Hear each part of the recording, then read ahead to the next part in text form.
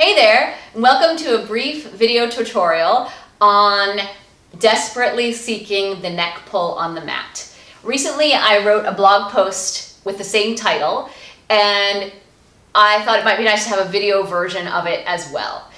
The neck pull on the mat was a very challenging exercise for me, especially when I first started Pilates. I started in a mat class, so I did not have a studio mat with a strap. And so to try to do the neck pull, my back is a little bit tight, and it was just a nemesis exercise for me. I thought that I really couldn't feel like a real Pilates teacher if I couldn't do that exercise. So I've been sort of devising strategies and working on the neck pull for a long time. And in the order of the mat exercises, of course, there's some help, and I thought we'd go over that today.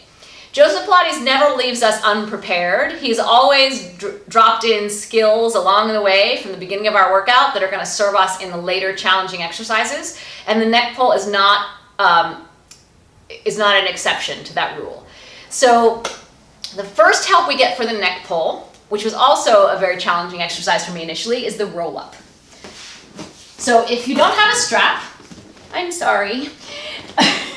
So let me get my pole. So the roll-up is basically a nicer version of the neck pull.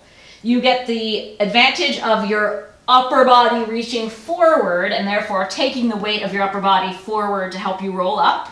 And you get the advantage of your legs being together. Remember, eventually in the neck pull, your legs will not be together and your hands will be weighting you down behind you as you try to curl up. So this is the neck pull. Maybe I should have done that first. Okay, so it's a big powerhouse exercise. And it's also got another element in it, which we'll get to in just one moment. It's very essential. So we have the roll-up as our first helper along the way. And we also have time. The neck pull is about 19 exercises into the workout. So you're going to be warm by the time you get there. If you see how the roll-up goes, you have a little bit of an indication of how you are that day with regard to your back and your flexibility and your strength.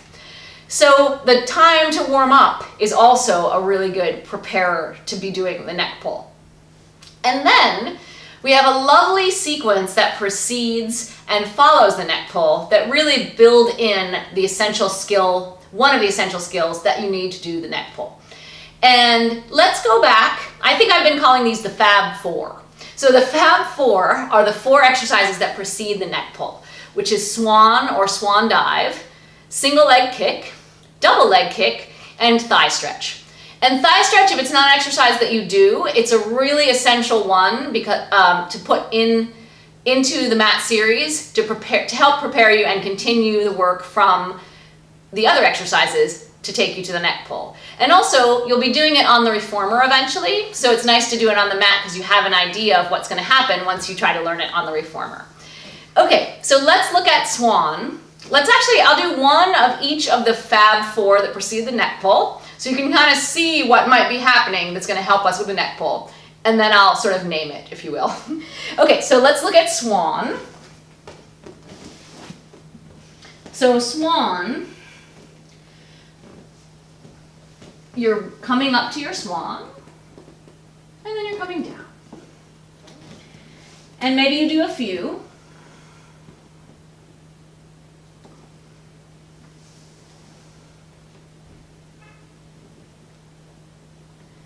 And then you dive. And then you round your back for a moment. So the swan is a big flowing movement that's a back strengthening. You have to have strength in your back to be able to dive. And that's usually like the start of the series, the big flowing movement. And now we're going to go to single leg kick, double leg kick, and thigh stretch, which you're going to work on refining the strength of the back of the body. So single leg kick. We have one side of the body, the upper body, that's fixed. And here's your two-way stretch. The swan goes one way, the lower body reaches in the opposite direction.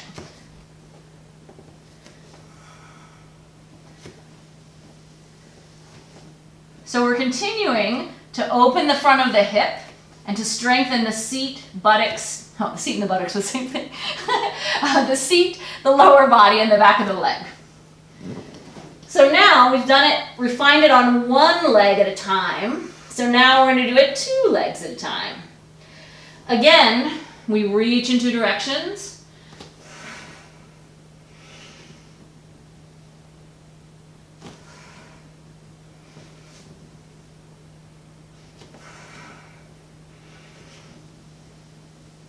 So we're further opening the hip because we're doing it with 2 legs instead of 1 at a time. So now, the thigh stretch. Now we've strengthened the back of our body so much that it has to support us as we go back and forth. So,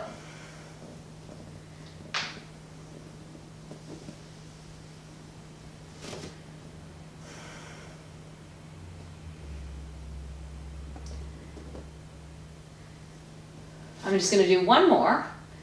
Yeah, if you go a little more forward than you'd like to, you'll really feel your seat kind of want to save you from face planting.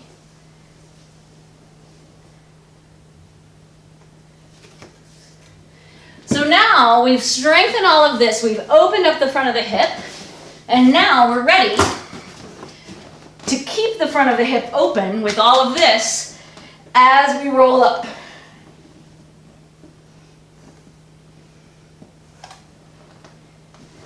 And even without the strap, the leg has learned to open at the hip.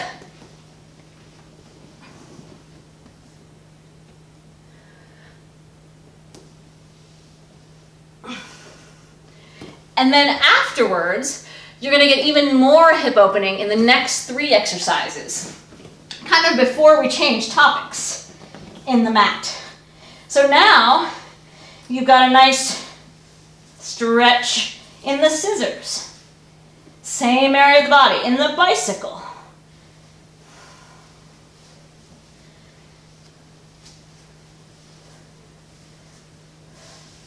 And you're stretching all of that out as far as you can.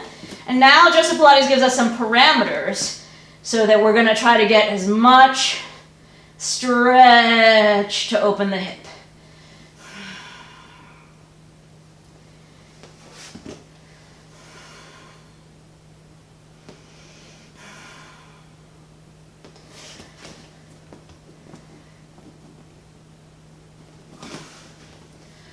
So I hope you found this helpful.